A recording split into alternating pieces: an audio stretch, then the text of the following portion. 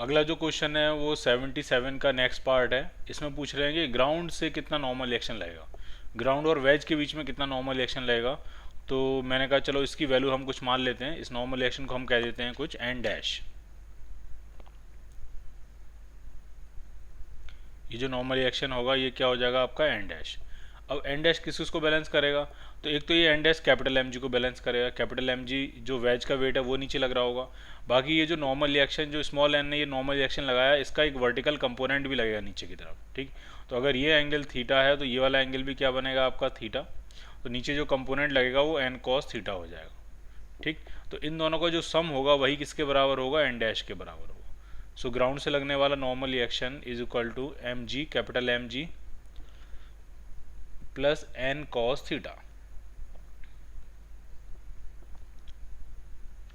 जो वेज है वो स्मॉल एम जी को नहीं पहचानता है। स्मॉल एम जी जो फोर्स लगेगा वो तो स्मॉल एम, ये जो छोटा वाला ब्लॉक है इसके सेंटर ऑफ ग्रेविटी पे लग रहा होगा। स्मॉल एम ने वेज पे जो फोर्स पास किया होगा या स्मॉल एम की वजह से वेज पे जो फोर्स लगेगा वो ये नॉर्मल रिएक्शन है। स्मॉल एम ने कैपिटल एम पे क्या लगाया वो नॉर्मल रिएक्शन है, और कैपिटल एम ने स्मॉल एम पे क्या लगाया वो ये नॉर्मल रिएक्शन है। तो इनके बीच में जो इंटरेक्शन का फोर्स है वो ये नॉर्मल रिएक्शन है। डायरेक्ट स्मॉल एम जी का इस वेज पे डायरेक्ट कोई इफेक्ट नहीं है। ये जो वेज अगर स्मॉल एम वाले ब्लॉक को जानता भी है तो किसके थ्रू जानता है, इस नॉर्मल रिएक्शन के फोर्स के थ्रू जानता है। तो इसके दो कंपोनेंट हो जाएंगे, एक कंपोनेंट तो इस वेज को पीछे एसलेट कराएगा और दूसरा कंपोनेंट वेज को और नीचे दबाएगा, जिसकी वजह से नीचे से लगने वाला ग्राउंड का जो नॉर्मल रिएक्शन है उसकी वैल्यू स्लाइटली बढ़ जाएगी। अगर ये सिर्फ वेज होता तो ग्राउंड से लगने वाला जो नॉर्मल रिएक्शन है वो सिर्फ एम के बराबर होता, और ये स्मॉल एम मास रखे होने की वजह से नॉर्मल रिएक्शन जो है वो एम के साथ कितना और कंपोनेंट उसका बढ़ गया है, एन कॉस थीटा से वो और बढ़ गया। So N dash is equal to M G plus N cos theta. So your answer is A part.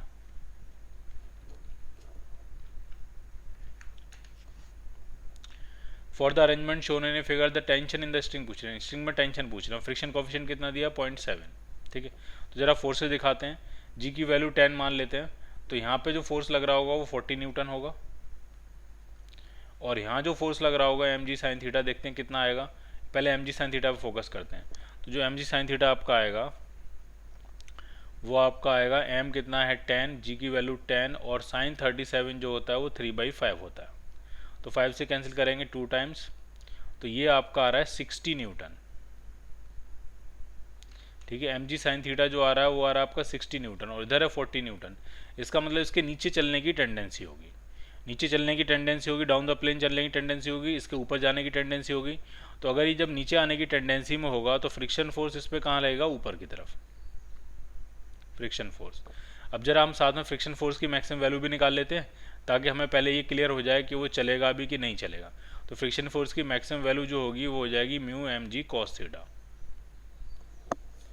ठीक, सारी वैल्यू डालेंगे फ्रिक्शन फोर्स की मैक्सिमम वैल्यू निकालने के लिए, ये मैक्स है।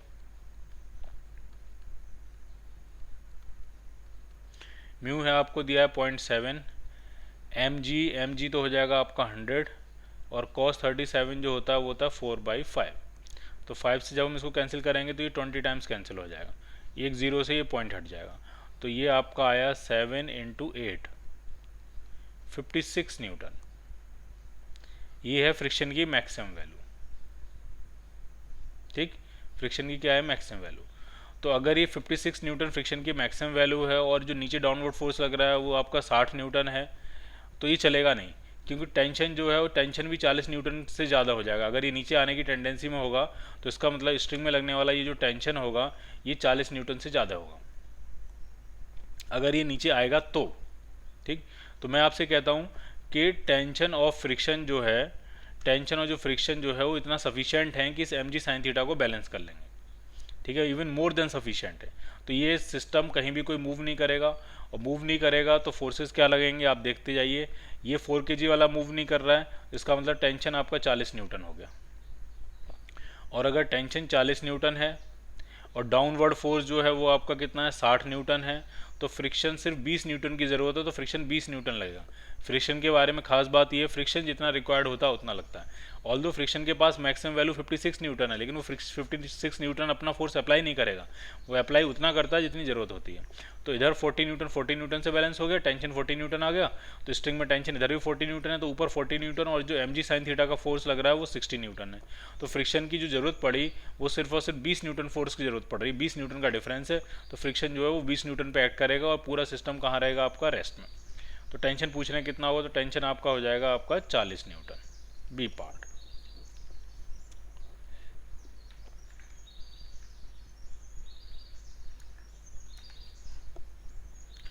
A body of mass 10 kg is placed on a rough surface, pulled by a force F making an angle 30 degree with the horizontal.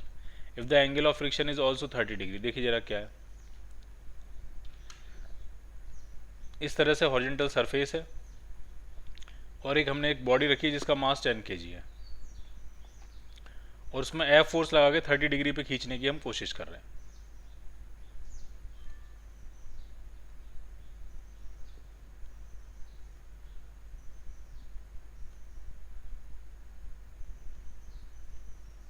ठीक है, ये एंगल कितना दिया आपका, 30 डिग्री, 10 kg का ये मास है। तो इसमें पूछ रहे हैं देन, और एंगल ऑफ फ्रिक्शन भी 30 डिग्री है, एंगल ऑफ फ्रिक्शन 30 डिग्री है, तो इसका मतलब म्यू के बारे में आपको पता है, म्यू जो हो जाएगा वो tan 30 के बराबर होगा और tan 30 की वैल्यू होती है 1/√3, इसका मतलब म्यू आपको पता है। और जो फोर्स आपने लगाया वो फोर्स भी कितने हॉरिजॉन्टल से कितने एंगल पे लगाया, 30 डिग्री पे। अब क्वेश्चन में ये है कि मिनिमम मैग्नीट्यूड पूछ रहे हैं हम, कितना फोर्स लगाएंगे ताकि ब्लॉक जो है, बॉडी जो है वो मूव करना शुरू कर दे, वो मिनिमम मैग्नीट्यूड कितना होगा ये हमें फाइंड करना है। ठीक, तो समझिए इधर जो खींचने वाला फोर्स होगा वो क्या होगा, F cos 30, cos 30 होता है √3/2, ये खींचने वाला फोर्स है। और रोकने वाला फोर्स कौन होगा, friction, mu into normal reaction.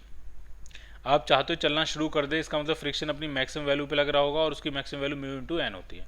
Mu के बारे में पता है, एन और निकालेंगे। तो नॉर्मल रिएक्शन की इक्वेशन कैसे बनाएंगे, नीचे लगेगा इसका वेट 100 न्यूटन होगा और ऊपर लगेगा नॉर्मल रिएक्शन, लेकिन ये नॉर्मल रिएक्शन 100 न्यूटन के बराबर नहीं होगा क्योंकि इस F का एक कंपोनेंट भी ऊपर होगा, तो F का एक कंपोनेंट भी ऊपर आएगा और वो कितना आएगा, F sin 30, F sin 30 होता है F/2। तो वर्टिकल में अगर हम इक्वेशन लिखेंगे तो ये बनेगी नॉर्मल रिएक्शन प्लस F/2, ये दोनों मिलके 100 न्यूटन उस बॉडी के वेट को बैलेंस करेंगे। तो नॉर्मल रिएक्शन यहाँ से आ जाएगा 100 माइनस F/2, ये है वर्टिकल में बैलेंस की इक्वेशन। अब अगर हॉरिजॉन्टल में बैलेंस की इक्वेशन लिखेंगे तो अप्लाइड फोर्स का जो कंपोनेंट है F√3/2, ये कम से कम फ्रिक्शन की मैक्सिमम वैल्यू के बराबर होना चाहिए, तब ये जस्ट चलना शुरू करेगा, कम से कम इतना तो हो, और उससे ज़्यादा होगा तो ये आराम से चला जाएगा। ठीक है, तो F की मिनिमम वैल्यू के लिए कम से कम किसके बराबर हो, फ्रिक्शन की मैक्सिमम वैल्यू के बराबर, जो क्या है म्यू इंटू एन के बराबर। म्यू कितना है, म्यू है 1/√3 और जो एन है वो है 100 माइनस F/2। ठीक, तो जरा देखते हैं क्या आंसर बनेगा इसका। √3 से इधर मल्टीप्लाई करेंगे तो 3F/2 और ये F/2 इधर आगे हो जाएगा तो ये 2F हो जाएगा, 2F इज इक्वल टू 100। तो फोर्स की जो मिनिमम वैल्यू आ रही है वो 50 न्यूटन आ रही है, कि कम से कम 50 न्यूटन तो चाहिए ही चाहिए आपको, कम से कम मिनिमम से मिनिमम 50 न्यूटन तो फोर्स आपको चाहिए ही चाहिए। So your answer is D part.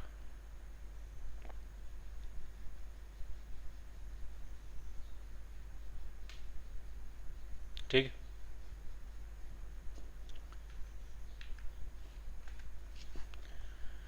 Eighty 81 करते हैं। ब्लॉक ओवर ब्लॉक सिचुएशन हमेशा इंटरेस्टिंग होती है।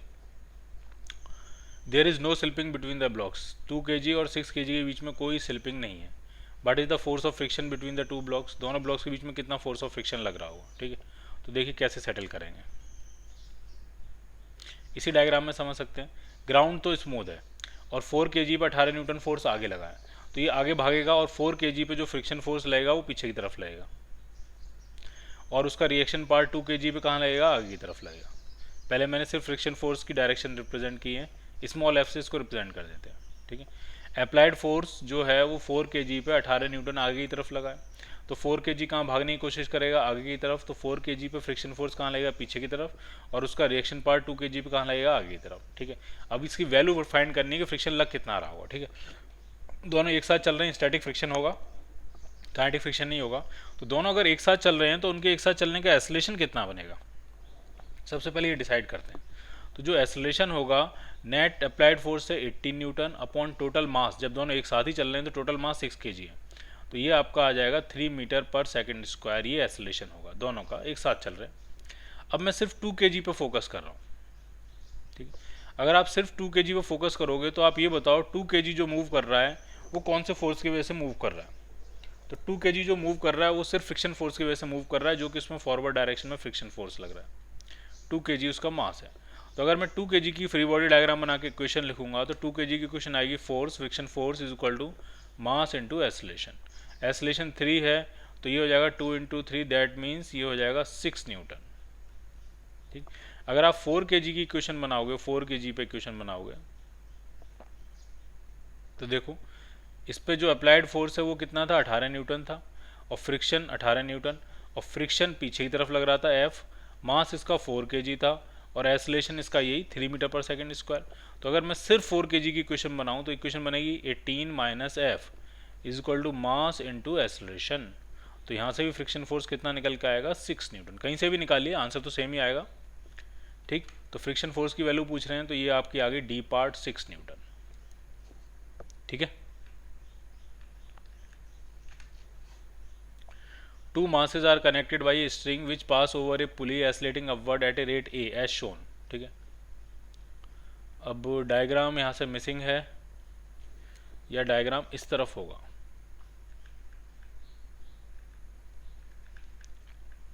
यहाँ मिलेगा आपको डायग्राम, ये है डायग्राम, ठीक है।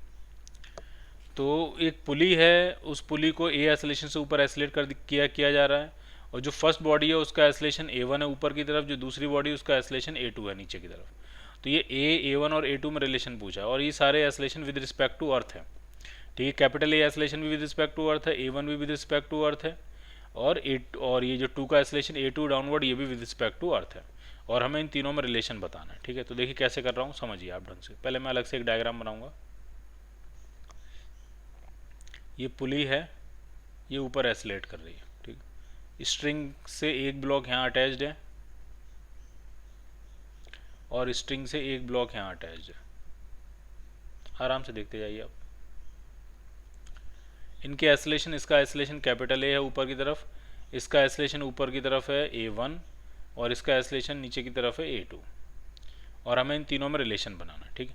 तो अगर मैं पुली के रिस्पेक्ट में सोचूं, विद रिस्पेक्ट टू पुली, यानी मेरा ऑब्जर्वर पुली के सेंटर पे बैठा हुआ है, ये है मेरा ऑब्जर्वर, मैं बात करने की कोशिश कर रहा हूँ विद रिस्पेक्ट टू पुली। तो हम पुली के रिस्पेक्ट में जाएंगे तो पुली तो आपकी रेस्ट में आ जाएगी, क्योंकि आप पुली के ऊपर ही बैठ गए, पुली तो रेस्ट में आ जाएगी, और पुली के पास जो भी एसलेशन होगा दोनों ब्लॉक्स को मिल जाएगा डायरेक्शन अपोजिट करके। तो ये एसलेशन यहाँ से खत्म हो जाएगा, इसको भी मिलेगा नीचे की तरफ A, और इसको भी मिलेगा नीचे की तरफ A, इस तरह से। तो इसका total acceleration with respect to pulley, सब कुछ विद रिस्पेक्ट टू पुली चल रहा है, ठीक है। इसका total acceleration with respect to pulley downwards कितना हो गया, तो वो हो गया A प्लस A2, और इसका net acceleration with respect to pulley कितना हो जाएगा, तो ये जो A1 वैल्यू है ये बड़ी होगी डेफिनेटली, ठीक। क्योंकि पुली के रिस्पेक्ट में अगर ये ब्लॉक नीचे जा रहा है तो डेफिनेटली ये ब्लॉक ऊपर आना पड़ेगा, अदरवाइज रस्सी टूट जाएगी। दोनों ब्लॉक नीचे खींचेंगे तो रस्सी तो तुरंत टूट जाएगी, पुली तो रेस्ट में, पुली के रिस्पेक्ट में बात चल रही है। तो A1 बड़ा होगा, तो इसका जो नेट एसलेशन आएगा अपवर्ड डायरेक्शन में वो आपका आ जाएगा A1 माइनस A, क्लियर। और बस अब आखिरी बात ये कि अगर आप पुली पे बैठे हो पुली के रिस्पेक्ट में, तो पुली के रिस्पेक्ट में जितना ये ब्लॉक ऊपर चलेगा उतना ही ये ब्लॉक नीचे जा पाएगा, क्योंकि जो स्ट्रिंग है वो आइडियल स्ट्रिंग होगी, स्ट्रिंग इनएक्सटेंसिबल होगी। अगर ये ब्लॉक 1 मीटर ऊपर उठेगा पुली के रिस्पेक्ट में तो ये ब्लॉक 1 मीटर ही नीचे जाएगा। इसका मतलब पुली के रिस्पेक्ट में अगर इसका एसलेशन A1 माइनस A होगा ऊपर की तरफ, तो उतने ही मैग्नीट्यूड के बराबर इसका एसलेशन कहाँ होगा, नीचे की तरफ, ठीक। तो इक्वेशन जो आपकी बनी ये बनी A1 minus A must be equal to A plus A2। तो इस A को इधर ले आते हैं तो ये 2A आ जाएगा कैपिटल A, और इस A2 को इधर ले आएंगे तो ये आ जाएगा A1 माइनस A2। तो ये आपकी इक्वेशन बन गई। कैपिटल A अगर चाहिए होगा तो आप लिख सकते हो A1 minus A2 upon 2।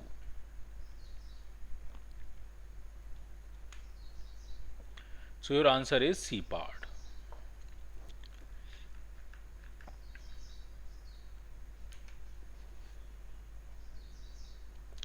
In the shown arrangement mass of A 1 kg दिया है और B का मास 2 kg दिया है, ऊपर वाला 1 kg नीचे वाला 2 kg। ए और बी के बीच में फ्रिक्शन कोफिशिएंट 0.2 दिया, शायद ग्राउंड स्मूथ रहा होगा, कह भी रहे हैं there is no friction between B and the ground, ground smooth है। ए और बी के फ्रिक्शन फोर्स, फ्रिक्शन कोफिशिएंट है 0.2, तो फ्रिक्शन फोर्स पूछ रहे हैं ए और बी के बीच में कितना लग रहा होगा। Friction force exerted by A on B या बी ऑन ए, कुछ भी समझ लीजिए आप। तो पहले डायरेक्शन समझेंगे। बी पे फोर्स आगे की तरफ लग रहा है तो बी आगे भागने की कोशिश करेगा, तो बी पे फ्रिक्शन फोर्स कहाँ लगेगा, पीछे की तरफ। ठीक, तो सबसे पहले डायरेक्शन दिखाएंगे, बी पे फ्रिक्शन फोर्स कहाँ लगेगा, इस तरह से पीछे की तरफ। तो ए पे इसका रिएक्शन पार्ट कहाँ लगेगा, आगे की तरफ, और क्या नाम दे देते हैं इसको, स्मॉल एफ। अब इस क्वेश्चन में ये बिल्कुल भी क्लियर नहीं है कि ये दोनों एक साथ चलेंगे नहीं चलेंगे, क्या होगा, बिल्कुल भी क्लियर नहीं। तो इसका एक प्रॉपर मेथड होता है, उस प्रॉपर मेथड से हम चलेंगे। ठीक है, स्टेप्स एकदम फिक्स होते हैं, आप एक ही करके समझते जाइए। पहला स्टेप ये होता है कि हम ये मान लेते हैं कि दोनों एक साथ चलेंगे। Let us assume that they will move together. आप स्टेप देखते जाइए आराम से। दे विल मूव टुगेदर, और जब एक साथ चलेंगे तो एक्सेलरेशन कितना आएगा, तो हमने पूरे सिस्टम को माना एक साथ, तो फ्रिक्शन तो बन गया internal force, net external force आया 10 न्यूटन, अपॉन टोटल मास हो गया 3 kg, तो 10/3 मीटर पर सेकंड स्क्वायर एक्सेलरेशन आया। ठीक, स्टेप नंबर 2, अब देखेंगे इतना एक्सेलरेशन क्रिएट करने के लिए हमको फ्रिक्शन फोर्स कितना चाहिए। तो हम ए पे इक्वेशन बनाएंगे। ठीक, किस पे इक्वेशन बनाएंगे, सिर्फ ए पे, सिर्फ बी से भी हो सकता है काम, मैं सिर्फ ए पे बना रहा हूँ। तो ए पे अगर मैं इक्वेशन बनाऊंगा तो ए का मास है 1 kg, और उस पर फ्रिक्शन फोर्स लग रहा है एफ, जिसकी वजह से उसका एक्सेलरेशन ए आगे की तरफ आया है। ठीक है, तो इसकी इक्वेशन बनेगी F is equal to mass into acceleration. A की वैल्यू कितनी है, 10/3, तो यहाँ से जो फ्रिक्शन की वैल्यू आई वो आई 10/3 न्यूटन। ठीक, यानी इतना फ्रिक्शन रिक्वायर्ड होगा अगर आप चाहोगे कि दोनों ब्लॉक एक साथ चलें। तो दोनों ब्लॉक से अगर एक साथ चलेंगे तो उनका एक साथ चलने का एक्सेलरेशन 10/3 होगा, और एक साथ चलने के लिए फ्रिक्शन फोर्स की वैल्यू कितनी रिक्वायर्ड होगी, तो 10/3 न्यूटन वैल्यू रिक्वायर्ड होगी। अब तीसरा जो स्टेप है वो ये है कि हम ये चेक करेंगे क्या इतनी वैल्यू आपके पास अवेलेबल है। अगर आप चाहते हो दोनों एक साथ चलें तो दोनों एक साथ चलेंगे तो 10/3 का एक्सेलरेशन आएगा, और दोनों को एक साथ चलने के लिए फ्रिक्शन कितना रिक्वायर्ड होगा, ए को बी के साथ चलने के लिए फ्रिक्शन कितना चाहिए, तो भाई 10/3 न्यूटन चाहिए। अब अगर इतना होगा तो चलेगा, और इससे कम पड़ गया तो नहीं चलेगा। ठीक, तो जरा फ्रिक्शन की मैक्सिमम वैल्यू ढूंढते हैं कितनी आने वाली है, एफ मैक्स, तो वो होती है mu into N. Normal reaction mu जो है वो 0.2 दिया है, और नॉर्मल रिएक्शन ए का वेट होगा। ठीक है, यहाँ से लगने वाले नॉर्मल रिएक्शन की बात होगी ये, तो वेट होगा ए का, वो 10 न्यूटन होगा। तो ये तो सिर्फ 2 न्यूटन आया। मैक्सिमम फ्रिक्शन आपके पास अवेलेबल 2 न्यूटन है, जबकि जो रिक्वायरमेंट थी वो 3.33 न्यूटन की रिक्वायरमेंट थी। तो अब आप फाइनल बताइए फाइनल रिजल्ट क्या रहा, क्या ये एक साथ चल पाएंगे, नहीं चल पाएंगे। क्यों, क्योंकि चलने के लिए फ्रिक्शन चाहिए 3.33 न्यूटन। अब है आपके पास मैक्सिमम से मैक्सिमम 2 न्यूटन, तो इसका मतलब एक साथ नहीं चलेंगे। एक साथ नहीं चलेंगे तो ए और बी के बीच में स्लिपिंग होगी, काइनेटिक फ्रिक्शन लगेगा, और काइनेटिक फ्रिक्शन की तो सिर्फ एक ही वैल्यू होती है और वो म्यू इंटू एन के बराबर होती है। तो उनके बीच में जो फ्रिक्शन लग रहा होगा वो अपनी मैक्सिमम वैल्यू पे लग के या काइनेटिक फ्रिक्शन की फॉर्मेट में लग के भी उसको रोक नहीं पा रहा होगा, एक साथ नहीं चला पा रहा होगा, काइनेटिक फ्रिक्शन लग रहा होगा, फ्रिक्शन की वैल्यू होगी 2 Newton. So your answer is 2 Newton. ठीक, अगर इस मैक्सिमम फ्रिक्शन की वैल्यू आ जाती मान लिया 6 न्यूटन, तो 6 न्यूटन आ जाती तो इसका मतलब जितना मुझे चाहिए उससे ज़्यादा अवेलेबल है। ठीक, इसका मतलब ये दोनों एक साथ चलते और फ्रिक्शन कितना लगता, तो फ्रिक्शन हमेशा मैक्सिमम नहीं लगता, फ्रिक्शन जितनी रिक्वायरमेंट होती उतना लगता। तो अगर मैक्सिमम वैल्यू 6 न्यूटन भी होती और रिक्वायरमेंट 3.33 न्यूटन की है तो भी वो कितना एक्ट करेगा, 3.33 न्यूटन ही एक्ट करेगा। अब लेकिन यहाँ तो उल्टा खेल हो गया, यहाँ खेल ये हो गया रिक्वायरमेंट हो गई ज़्यादा और अवेलेबिलिटी हो गई कम, तो भाई जितना है उतना ही लग पाएगा। अब 3.33 नहीं है तो कहाँ से लग जाएगा 3.33, तो 2 न्यूटन है तो 2 न्यूटन ही लगेगा। तो 2 न्यूटन तो लगेगा, लेकिन फ़र्क ये पड़ेगा कि जो एक साथ चलने का कंसेप्ट था वो हमारा अब क्या हो गया, गलत हो गया, वो एक साथ नहीं चलेंगे। ठीक, अब अलग अलग चलेंगे तो उनका एक्सेलरेशन कितना होगा, तो फ्रिक्शन की वैल्यू पता लग गई आपको। अब आप अगर ए का एक्सेलरेशन निकालना चाह रहे हो ए वाले का, तो फ्रिक्शन कितना लगेगा, ए आगे की तरफ 2 न्यूटन, मास उसका कितना है 1 kg, तो ए वाले का जो एक्सेलरेशन आएगा तो हो जाएगा force is equal to mass into acceleration, A कह देता हूँ मैं। तो ए वाले का एक्सेलरेशन आया 2 मीटर पर सेकेंड स्क्वायर। अब अगर बी वाले का एक्सेलरेशन निकालना होगा तो बी वाले की क्वेश्चन बना लेंगे। बी पे मास कितना था 2 kg, आगे फोर्स कितना लग रहा था 10 न्यूटन, और पीछे लगेगा फ्रिक्शन फोर्स जिसकी वैल्यू है 2 न्यूटन। तो इसकी इक्वेशन बनाओगे तो क्या लिखोगे, 10 - 2 is equal to mass into acceleration, इसको ए बी कह देता हूँ मैं। तो जो ए बी आएगा आपका सॉल्व होके वो आपका आ जाएगा 4 मीटर पर सेकेंड स्क्वायर। ठीक। तो लेकिन प्रोसेस एकदम सेम है, ये नहीं कि हमारा अरे एक साथ नहीं चल रहे थे तो क्यों माना एक साथ चल रहे, नहीं नहीं, आपको हमेशा ऐसा ही मानना पड़ेगा। शुरुआत आपको यही करनी पड़ेगी कि पहले यही अज्यूम करना पड़ेगा कि they will move together. Together move करेंगे तो एसलेशन कितना होगा, उस एसलेशन को प्रोवाइड करने के लिए फ्रिक्शन कितना चाहिए होगा, उस फ्रिक्शन की वैल्यू आपके पास अवेलेबल है भी कि नहीं है वो चेक करना। अगर अवेलेबल होगी तो ये सारी बातें ऊपर की सही होगी, और अगर उतना फ्रिक्शन अवेलेबल नहीं हो पाया तो ऊपर की सारी बातें गलत हो गई, और दोबारा से हमें सॉल्व करना पड़ेगा, मैक्सिमम फ्रिक्शन लगेगा, और दोबारा सॉल्व करने के लिए ऐसी तरह से इक्वेशन बनाएंगे कि इसका पहले वाले का एसलेशन कितना होगा वो अलग निकालना पड़ेगा, दूसरे वाले का एसलेशन कितना होगा वो अलग निकालना पड़ेगा। तो ये पूरा एक प्रोसेस है, पूरा एक मेथोडोलॉजी है कि इसी पूरे मेथड से आपको सेटल करना होता है। ये पूरा तरीका है इस तरह के क्वेश्चंस को सेटल करने का। इसमें अगर आपने कुछ भी एडवेंचर किया तो बड़ा रिस्क हो सकता है, मतलब सेटल हो भी सकती है सिचुएशन, नहीं भी हो सकती है, लेकिन ये प्रॉपर एक मेथड है। Find the force exerted by 5 kg block on the floor of the lift as shown in a figure, और ये पूरा सिस्टम 5 मीटर पर सेकेंड स्क्वायर से ऊपर एसलेट कर रहा है। तो अगर ये 5 मीटर पर सेकेंड स्क्वायर से एसलेट करेगा तो हम बहुत सिंपल बना लेते हैं, समझिए जरा। तो यहाँ से फ्लोर से एक नॉर्मल रिएक्शन लग रहा होगा 5 kg पे ऊपर की तरफ, और यही आपसे पूछा गया है, find the force exerted by 5 kg on the floor. 5 kg ने फ्लोर पे कितना लगाया या फ्लोर ने 5 kg पे कितना लगाया, इक्वल एंड अपोजिट ही तो होंगे। 5 kg ने अगर फ्लोर पे नॉर्मल रिएक्शन एन लगाया होगा तो फ्लोर ने 5 kg पे भी क्या लगा होगा, नॉर्मल रिएक्शन एन। अभी नॉर्मल रिएक्शन कर क्या रहा है, ये नॉर्मल रिएक्शन 2 kg और 5 kg को ऊपर की तरफ 5 मीटर पर सेकेंड स्क्वायर का एसलेशन प्रोवाइड कर रहा है। तो अगर मैं इसकी इक्वेशन लिखूंगा तो इक्वेशन ये जाएगी एन माइनस इन दोनों का वेट, वेट कितना हो जाएगा 7g, 7 into 10 70 is equal to mass into acceleration, acceleration कितना ऊपर की तरफ 5। तो ये नॉर्मल रिएक्शन आपका आ गया 70 और 35, तो ये कितना आ जाएगा 105 न्यूटन। इसको आप इनर्शियल नॉन इनर्शियल फ्रेम से भी कर सकते थे, इसको आप ऐसे भी कर सकते थे, अगर अंदर खड़े हो जाओ तो अंदर खड़े हो जाओ तो नीचे इन दोनों पे इनका वेट तो लगेगा ही लगेगा, साथ में सूडो फोर्स भी लगेगा एम ए, तो ये जो नॉर्मल रिएक्शन होगा इन दोनों के बराबर होगा। वहां से भी जब आप सॉल्व करोगे तो 105 न्यूटन आ जाएगा। ठीक।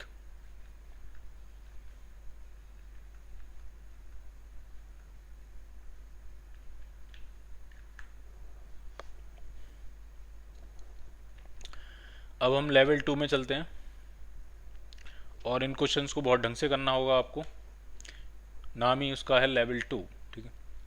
ए 4 kg block A is placed on the top of 8 kg block, एक 4 kg ब्लॉक है उसको हमने 8 kg ब्लॉक के ऊपर रखा है, which rest on a smooth table, और ग्राउंड जो है वो स्मूथ है। ठीक। डायग्राम बनाएं।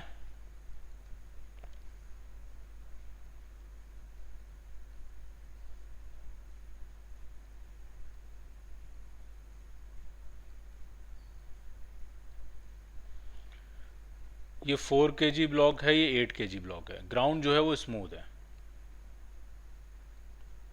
और क्या कह रहे हैं, A just slip on B when a force of 12 newton is applied on A. ठीक। ये जो डायग्राम है ये सिचुएशन पहले मेंशन नहीं, पहले सिचुएशन कुछ और मेंशन है। कह रहे हैं ए बी पे स्लिप करना शुरू कर देता है कब, जब हम 12 न्यूटन फोर्स अप्लाई करते हैं ए पे। तो पहला डायग्राम ये है, अगर मैंने ए पे 12 न्यूटन फोर्स अप्लाई किया ऊपर ए पे, तो ये जस्ट स्लिप करना शुरू कर देगा। इसका मतलब इनके बीच में लगने वाला फ्रिक्शन फोर्स अपनी मैक्सिमम वैल्यू पे लग रहा होगा, ए पे लगेगा पीछे की तरफ और बी पे लगेगा आगे की तरफ, और ये फ्रिक्शन अपनी मैक्सिमम वैल्यू पे लग रहा होगा, F M S, F max लिख देता हूँ मैं, जिसकी वैल्यू म्यू इंटू एन के बराबर होती है। ठीक है। तभी ये स्लिप करना शुरू करेगा। अगर फ्रिक्शन अपनी मैक्सिमम वैल्यू तक ही नहीं पहुंचा तो कैसे स्लिप कर जाएगा। स्लिप करना जस्ट शुरू करने वाला है, इसका मतलब फ्रिक्शन ने अपनी पूरी जान लगा दी होगी और अब बस चलने ही वाला है ये सिचुएशन है। ठीक। तो जरा हम फ्रिक्शन की वैल्यू निकालें। ठीक है। अभी स्लिपिंग स्टार्ट हुई नहीं है, जस्ट स्लिप, मतलब इस मोमेंट तक 12 न्यूटन तक ये दोनों एक साथ चलेंगे, और उसके 12 न्यूटन के बाद जैसे ही बार अपने 12.12.001 न्यूटन किया और इनके बीच में रिलेटिव स्लिपिंग चालू हो जाएगी। ठीक है। तो कैसे निकालेंगे फ्रिक्शन की मैक्सिमम वैल्यू, समझिए जरा। अगर मैं इस 4 kg वाले, अभी भी दोनों का एसलेशन सेम रहा होगा, 4 kg वाले की इक्वेशन लिखूं तो ये आएगी 12 minus F max is equal to 4 into A, और अगर 8 kg वाले की इक्वेशन लिखें तो उस पर तो सिर्फ एक ही फोर्स लग रहा है, F max is equal to 8 into A. अब आप क्या कीजिए, दोनों इक्वेशंस को डिवाइड कर दीजिए। तो फर्स्ट अपॉन सेकंड जैसे ही आप डिवाइड करोगे तो ए से ए कैंसिल आउट हो जाएगा, इससे कैंसिल करेंगे 2 टाइम्स, इसको इधर मल्टीप्लाई करते हैं, इसको इधर, तो 24 minus 2f max is equal to F max. तो 3f मैक्स जो है वो 24 हो जाएगा। तो जो एफ मैक्स आपका आया वो 8 न्यूटन आया। तो फ्रिक्शन की आपको मैक्सिमम वैल्यू पता लग गई कि ए और बी के बीच में जब भी फ्रिक्शन लगेगा और अगर वो अपनी मैक्सिमम वैल्यू पे लग रहा होगा तो उसकी वैल्यू होगी 8 न्यूटन। क्लियर? पहला सेटअप क्लियर है? ठीक। तो इसको सब मिटा के मैं फ्रिक्शन की यहाँ मैक्सिमम वैल्यू लिख देता हूँ। उससे हम चाहें तो फ्रिक्शन कोफिशिएंट भी निकाल सकते थे, सब कुछ निकाल सकते थे उससे हम। अब क्या कह रहे हैं? Then the maximum horizontal force F applied on B to make both A and B to move together. अब सिचुएशन अलग है। सिचुएशन ये है कि अब हम फोर्स लगाने जा रहे हैं बी पे। अभी तक हमने लगाया था ए पे, अब हम किस पे लगाने जा रहे हैं? बी पे।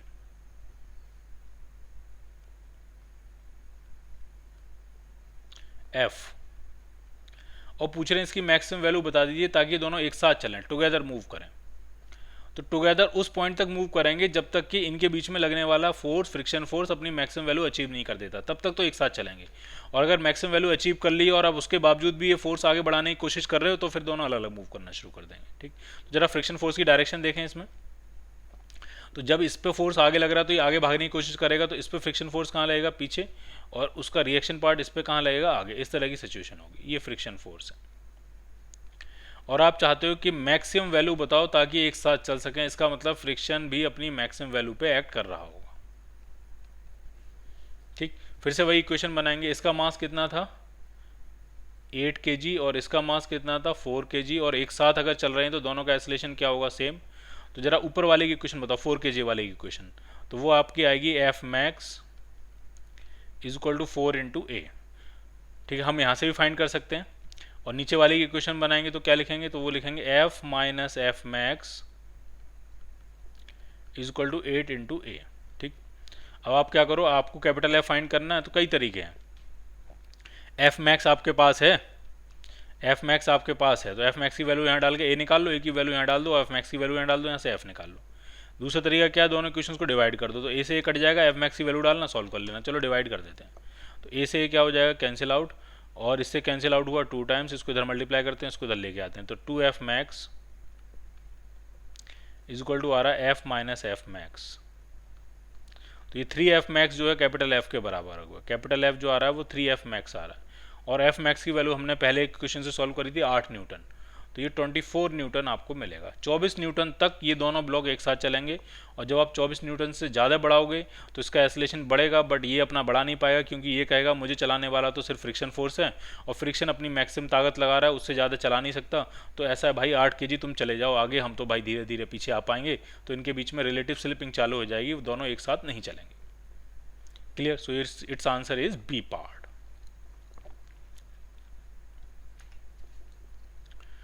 Find the value of friction forces between the blocks A and B and between B and ground। 80 Newton यहाँ फोर्स लग रहा है, आपको A और B में कितना फ्रिक्शन लगेगा वो बताना, और B और ग्राउंड में कितना फ्रिक्शन लगेगा वो बताना। ठीक है, तो बहुत आराम से करेंगे, अच्छे से करेंगे, अच्छा क्वेश्चन है ये।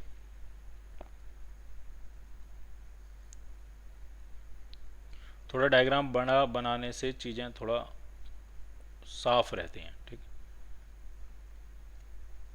ये है 80 न्यूटन, अप्लाइड फोर्स कितना है आपके पास? 80 न्यूटन। ठीक, यहाँ जो फ्रिक्शन कोफिशिएंट है म्यू ये है 0.6, और यहाँ का जो फ्रिक्शन कोफिशिएंट है म्यू ये है 0.1। मासेस ये 15 kg है और ये 5 kg है। चलो सेटल करते हैं।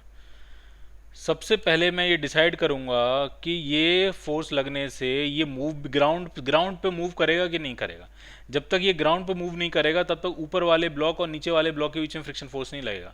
अगर मान लिया ग्राउंड का ही फ्रिक्शन फोर्स इतना ज़्यादा हो गया कि उसने 80 kg को बैलेंस कर लिया तो ये चलेगा ही नहीं। ठीक है, तो पहले ग्राउंड पे फ्रिक्शन फोर्स की डायरेक्शन बनाएंगे और सॉल्व करेंगे। तो ग्राउंड पे जो फ्रिक्शन फोर्स की डायरेक्शन होगी इससे पीछे की तरफ होगी, नाम इसका F1 कहता हूँ। तो जरा F1 की मैक्सिमम वैल्यू निकालने की कोशिश कर रहे हैं हम। फॉर्मूला वही चलेगा म्यू इंटू एन, और यहाँ से लगने वाला जो नॉर्मल रिएक्शन होगा वो दोनों के वेट को बैलेंस कर रहा होगा। म्यू है आपका 0.6 और दोनों का वेट हो गया 20 kg, और जी की वैल्यू 10। तो ये ये हो गया और ये 120 न्यूटन आ गया। यानी ग्राउंड से लगने वाला फ्रिक्शन फोर्स ही 120 न्यूटन है, जबकि आपने अप्लाई किया है सिर्फ 80 न्यूटन। तो ये तो चलेगा ही नहीं, ये पूरा सिस्टम नहीं चलेगा। ठीक, तो ऊपर वाले सरफेस पे जब मूवमेंट ही नहीं है, किसी भी तरह का रिलेटिव मोशन की टेंडेंसी नहीं है, तो ऊपर वाली सरफेस पे कोई फ्रिक्शन फोर्स एक्ट नहीं करेगा, यहाँ कोई फ्रिक्शन फोर्स एक्ट नहीं करेगा। लेकिन नीचे वाली सरफेस पे कितना एक्ट करेगा, तो मैक्सिमम वैल्यू तो 120 न्यूटन है, लेकिन फ्रिक्शन इंटेलिजेंट होता है, वो उतना लगता है जितनी रिक्वायरमेंट होती है। तो अगर 80 न्यूटन की रिक्वायरमेंट है तो 80 न्यूटन ही लगेगा, 120 नहीं लगेगा। तो कितना फोर्स एक्ट करेगा, ये 80 न्यूटन। और F2 ऊपर लगने वाला फ्रिक्शन फोर्स कितना होगा, वो 0 होगा।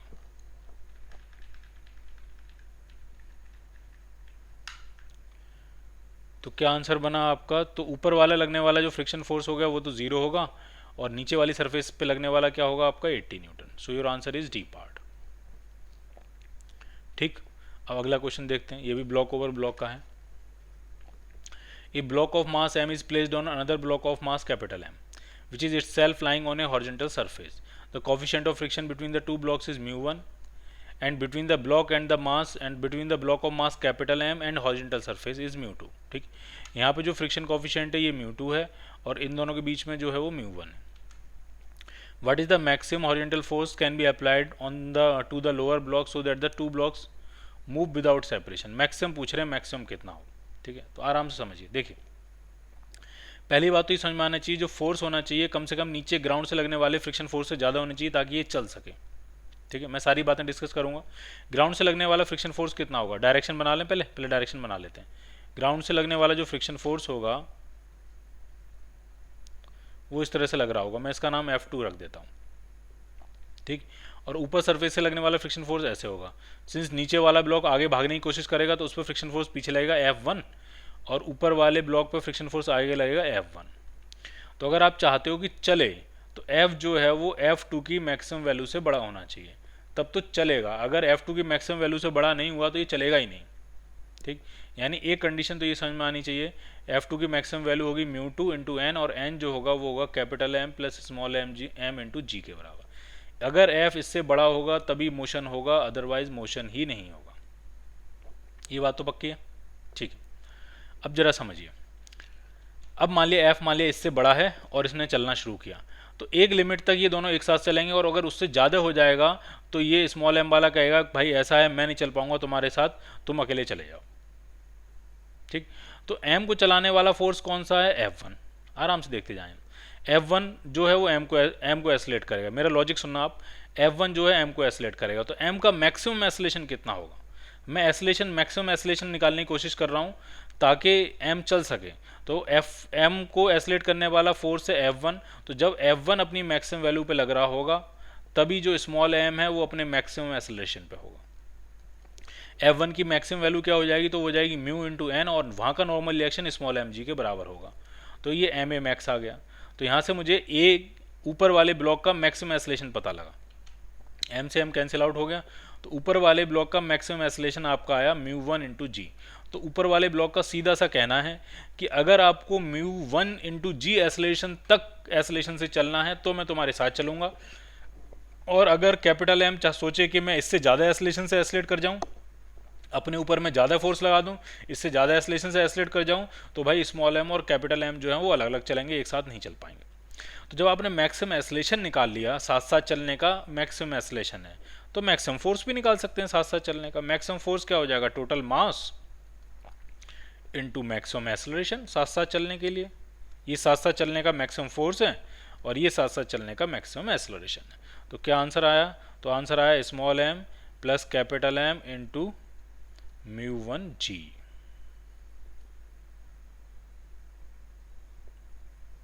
ये आपका आंसर बनेगा, small m plus capital M μ1 g। इतना फोर्स तो चाहिए ऊपर के लिए, और ये फ्रिक्शन था जो इसको भी बैलेंस करना है। ठीक है, या मैं थोड़ा मॉडिफाई करके क्वेश्चन लिखता हूँ, एक ही बार में आ जाएगा। साथ साथ चलने का मैक्सिमम एसलेशन निकाल लिया आपने, तो अब हम इक्वेशन बनाने जा रहे हैं। ठीक है, इक्वेशन समझिए आप, दोनों को मिला के एक साथ बना रहे हैं। ठीक है, दोनों को मिला के एक साथ बना रहे हैं। तो आगे लगने वाला फोर्स कितना है, F, और पीछे लगने वाला ग्राउंड से फोर्स कितना है, F2 की मैक्सिमम वैल्यू।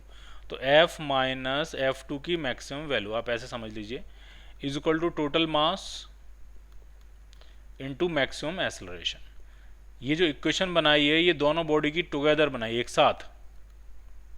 तो उनके बीच का जो इंटरनल फ्रिक्शन फोर्स होगा वो तो इंटरनल फोर्स बन गया, लेकिन ग्राउंड से लगने वाला जो फोर्स होगा वो तो अभी भी एक्सटर्नल रहेगा। तो capital F minus F two की maximum value is equal to total mass into acceleration. तो ये तो हम निकाल चुके थे, ये कितना आ गया था, और एफ टू इधर ले जाके ऐड कर देते हैं तो ये फ्रिक्शन एफ की मैक्सिमम वैल्यू मिल जाएगी। ये कितना है, ये है small M plus capital M into mu one G, और प्लस एफ की मैक्सिमम वैल्यू ये लिखी है, तो ये है आपका mu two times small M plus capital M into G. तो स्मॉल एम कैपिटल एम अगर कॉमन ले लें जी के साथ तो mu one plus mu two हो जाएगा। तो आपका आंसर बन रहा है capital M plus small m times mu one plus mu two into g. So your answer is D part. D part आपको आंसर मैच करेगा।